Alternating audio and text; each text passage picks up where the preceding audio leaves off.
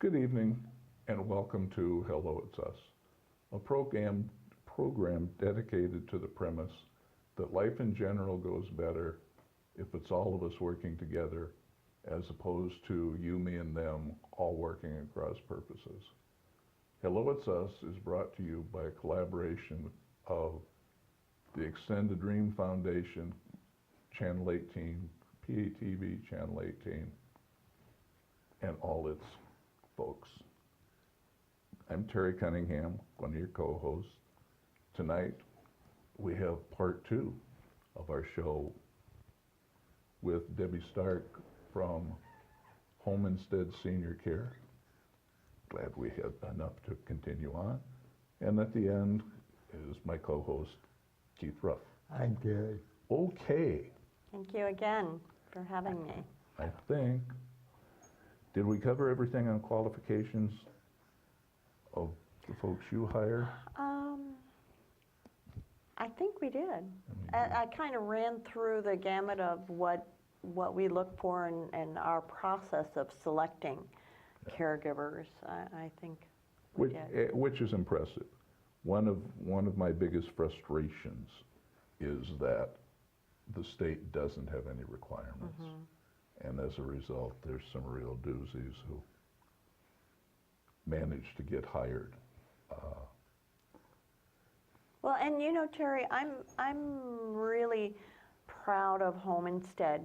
My husband and I own the franchise here in Iowa City, and every office of Home Instead is an independently owned and operated franchise. However, our national office, which is in Omaha, Nebraska, very, very strict. We have very high standards. When you go from one office to another, the look and feel is going to be the same. The standards will be the same. Just about a month ago, we were audited by our home office. They come out to make sure that we are following all the standards, that all of the caregivers are being, we have the background checks, we have the drug testing, we're doing the random drug testing, we're doing all the required training. They provide a lot of the training that is all research-based that we have with them. I guess I didn't mention, we have ongoing training too. Explain a little about the training. Yeah. What areas are covered? Well, in our original orientation and training, obviously orientation is to our company, to our policies, to our limitations, liabilities, those kinds of things. And then the training we have in the initial training that is required by all of our caregivers, it's 3 modules. One is called the aging process, and it's just training our caregivers what happens as people age, both physically, mentally, socially, and what are techniques to help our caregivers in working with seniors. The second module is safe caregiver, safe client. How can the caregiver keep themselves safe as they help our clients? And that goes from looking around in the environment in the client's home, making sure the home is safe for the client.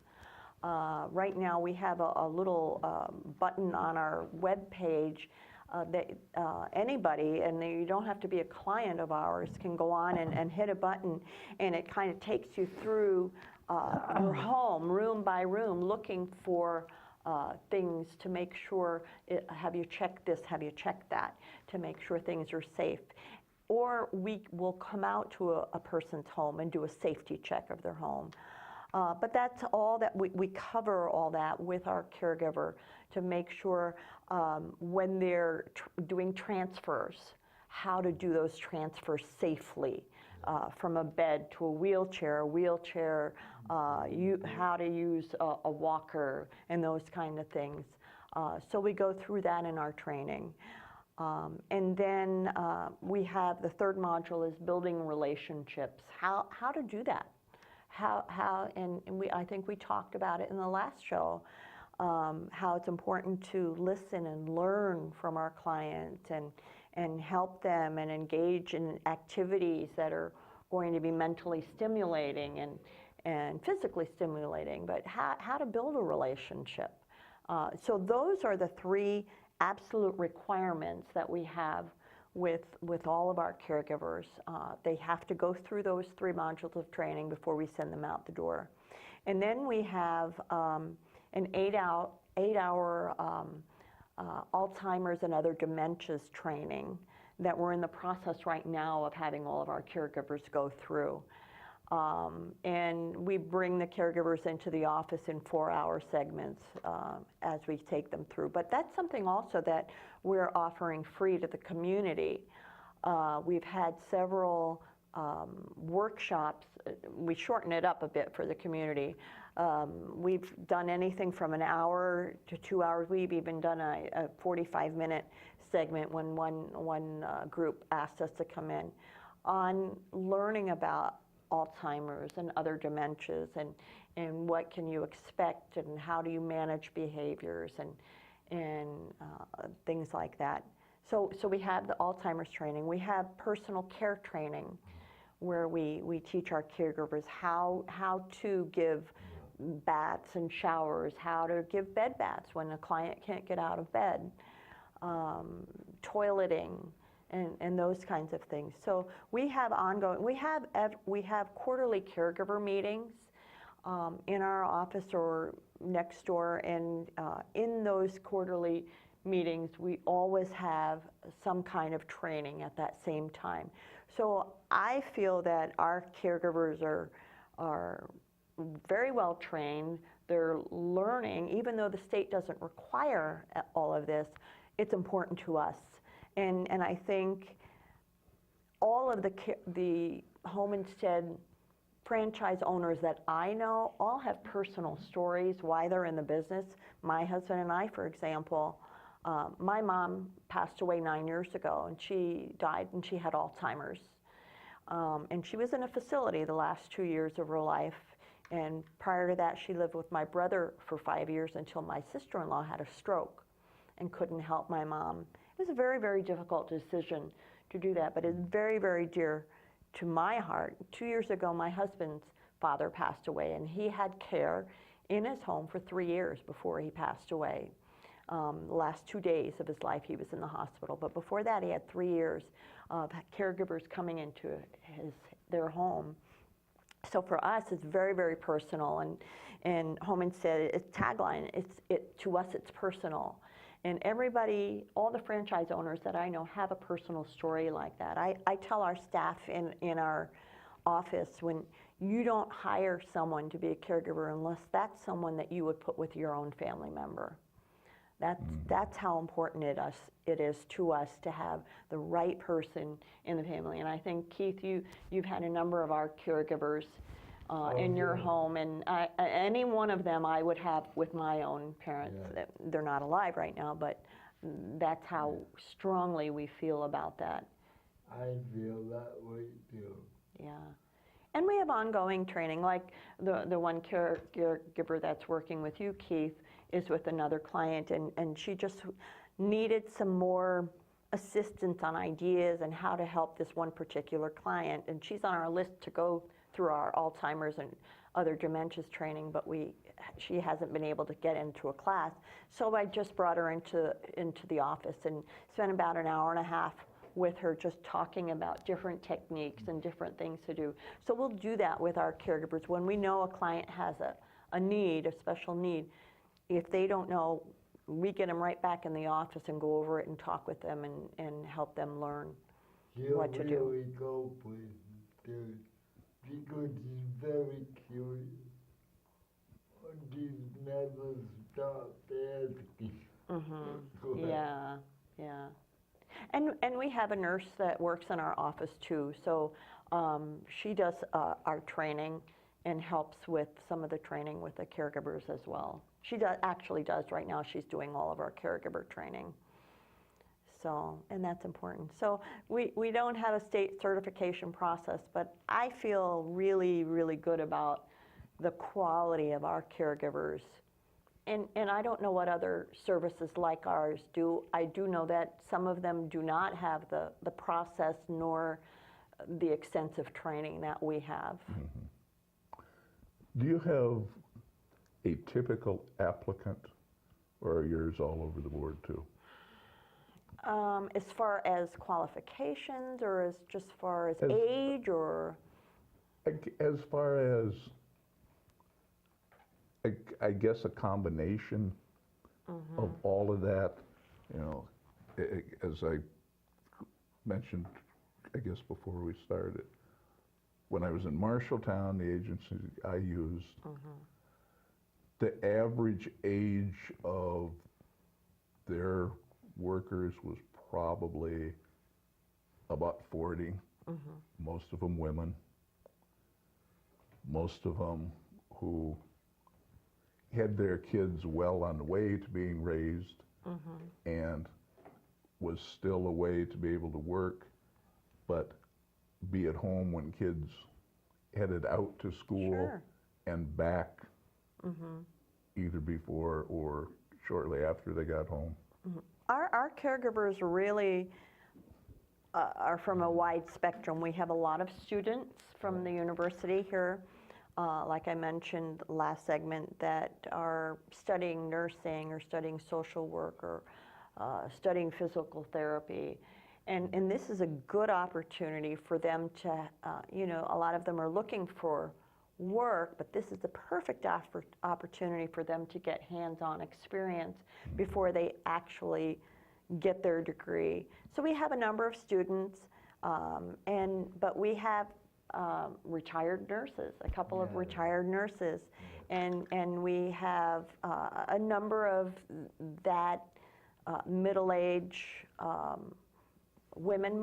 I would say most of our caregivers are women, but we do have a good handful or more men that work as caregivers and that are great caregivers. We have one pharmacy student. He's in his last year before he gets his pharmacy degree, and he does overnights with a couple of clients for us. So we have a lot of different types of caregivers, but they all have to have the same qualifications. And the big one, like I mentioned, is that they have to really want to do this kind of work. We are not interested at all in people that are just looking for a job. You can go to Walmart or McDonald's or somewhere else if you're looking for a job. It's not the job here with us.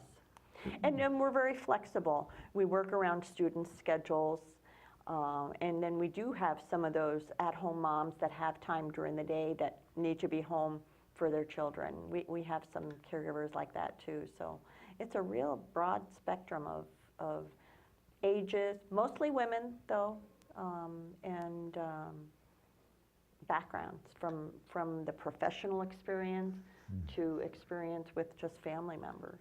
Debbie, just for the audience sake, could you expand a little when you say overnight?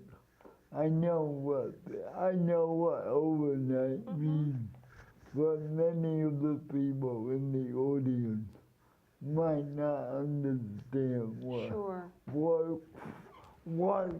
qualifies for overnight. Yeah, and overnight, we always say that overnight is a 9 to 10 hour shift, thereabouts. Okay. And all of their caregivers, some of them get to sleep, but they have to be able to hear. Usually they'll have a bed outside the door or in the next room. Sometimes we've had baby monitors so they can hear if a client's getting up or something. They have to be able, they can't be heavy sleepers at all. They have to be able to hear when there's a need. A lot of times our clients just need to get up to go to the bathroom and they need assistance. Some need standby assistance all the time when they're up or trying to get out of a bed.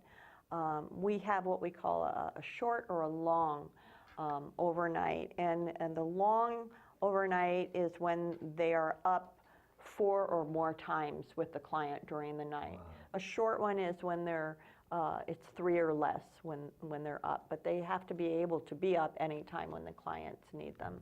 Mm-hmm. During what hours do you provide services? Do you have a beginning and end a day, or is it whatever. Well, our whatever office the needs hours are. are from 8 to 4, Monday through Friday, but someone from our office is on call 24/7, and we provide services round the clock. We have some 24/7 clients. We have some clients that just have us 3 hours a week, and everything in between. So weekends, holidays, we provide services around the clock, and someone from our office is always there. If there's a need to answer the phone, we don't have an answering service. Our office phone rings to a cell phone that someone from our office always has with them, which is a nice service because it's the people from our office that know the clients, know the caregivers, and it's not like you have to tell your whole story all over again because it's somebody new on the other end of the phone. It's someone from our office that knows pretty much the situation that's going on. So, does that answer your question? Yep. Because that's a fairly important thing, depending on. It really works well because, not because of any intent, somebody missed the shift. So I use my life alert to call life alert. Yeah, you did that once. You should have called us. Well, I couldn't. I was Yeah. in bed. Right. So they did it for me. Because sometimes we do, a caregiver is assigned on a shift, and they call, I mean, this morning, for a good example, the gal from our office was on call, and she got a call at 6:15 that the caregiver was sick.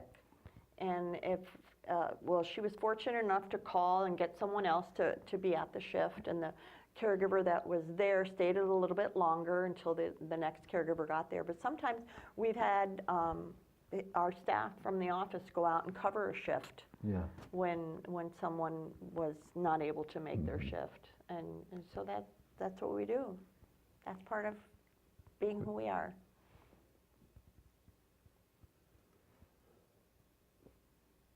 Who pays for services through you? For us, we are private pay. So family, sometimes the client pays themselves, or a family member pays, or sometimes the clients have, like we mentioned in the last segment, long-term care insurance. But pretty much that's how people pay for our services. Which is important for folks to know. What else?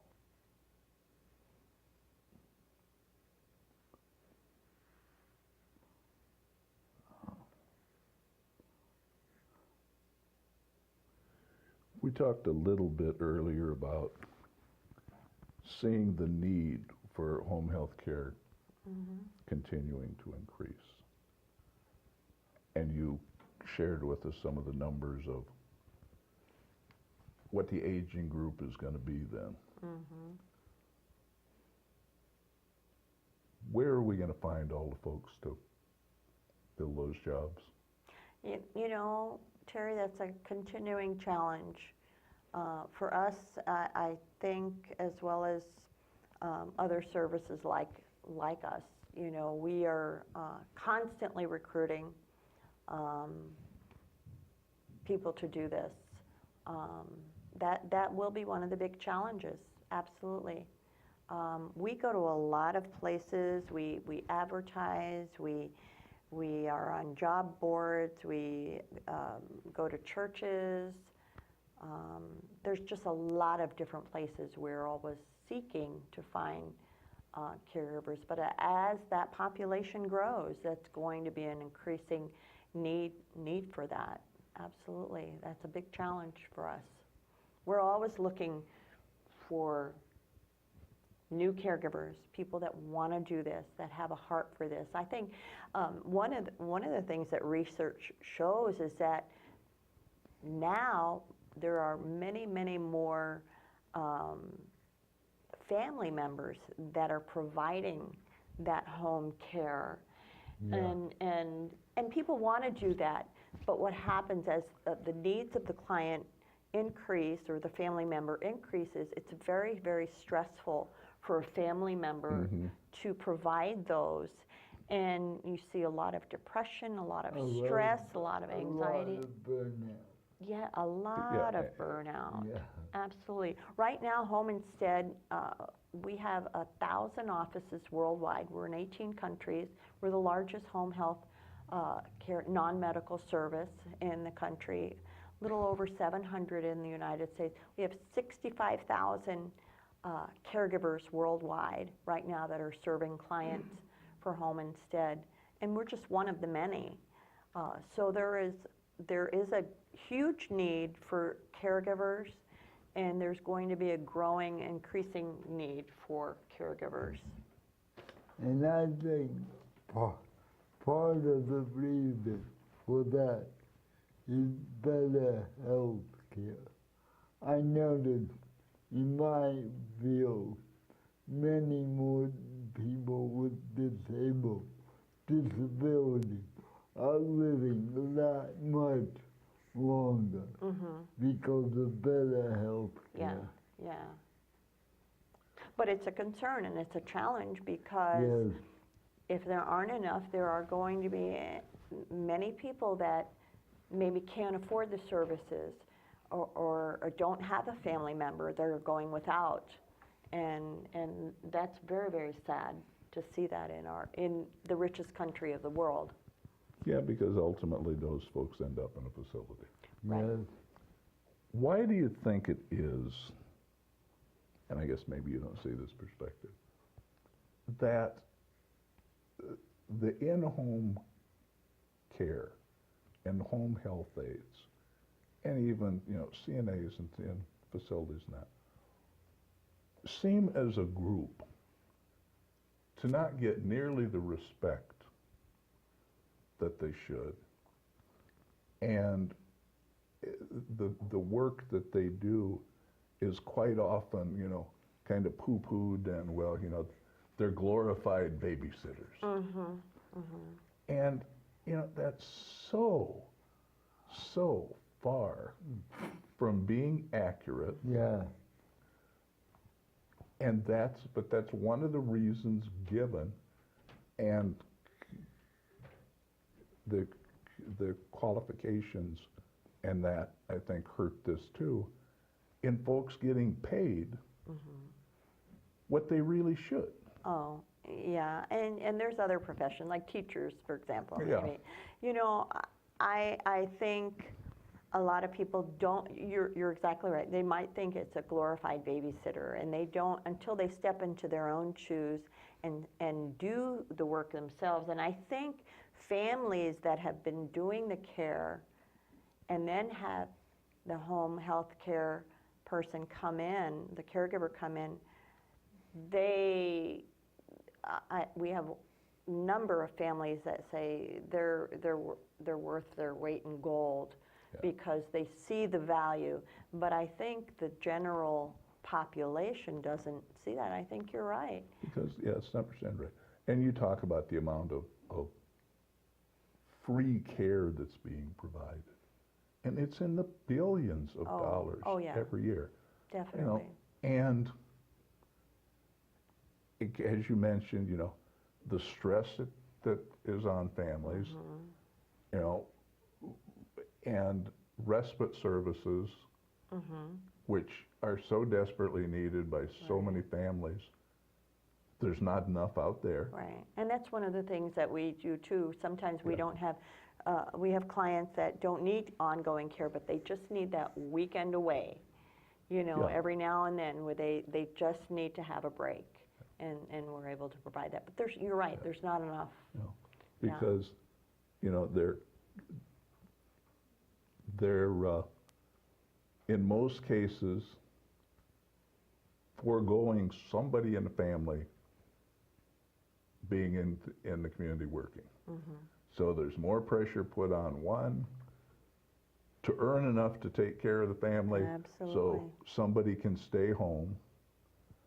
Then it gets into how do other family members, whether it be children, grandchildren, siblings, whatever, deal with the fact that their lives for the foreseeable future are going to be planned around what the individual who needs help depends on.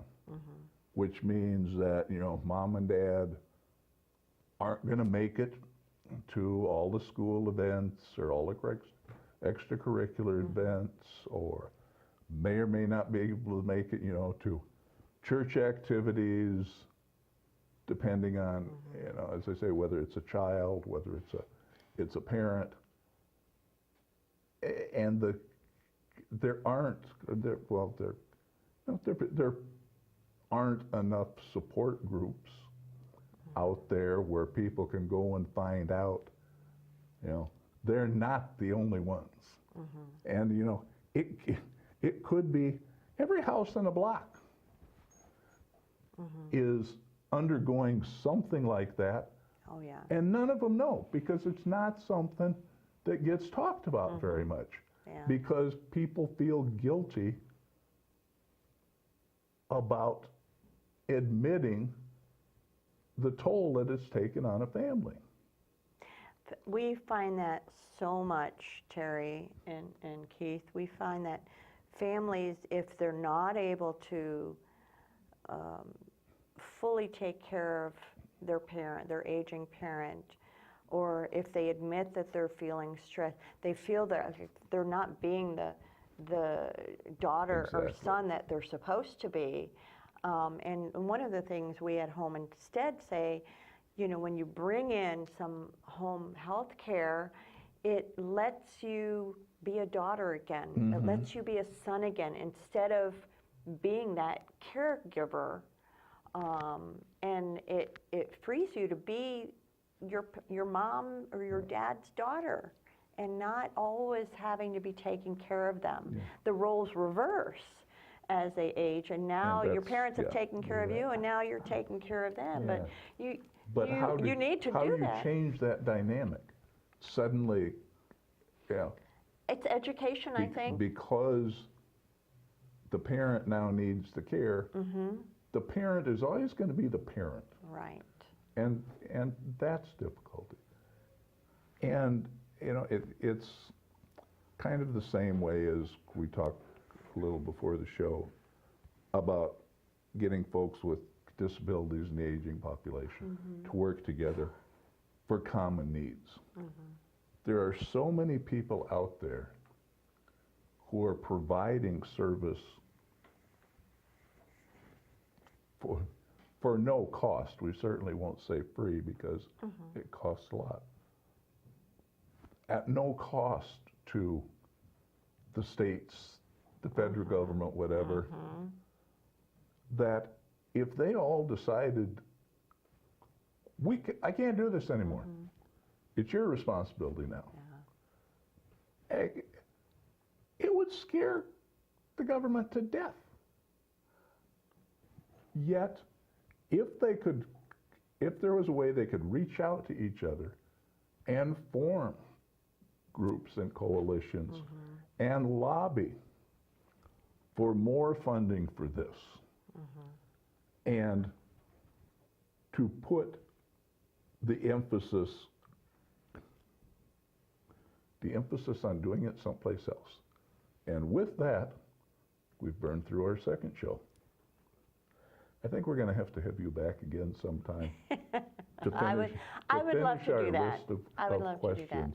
You bet. But thank you very much for joining us for these two shows. Yes. It's been interesting. Thank you. I hope everybody out there has learned a little bit more about what home health and home health care is, and should certainly give you a call.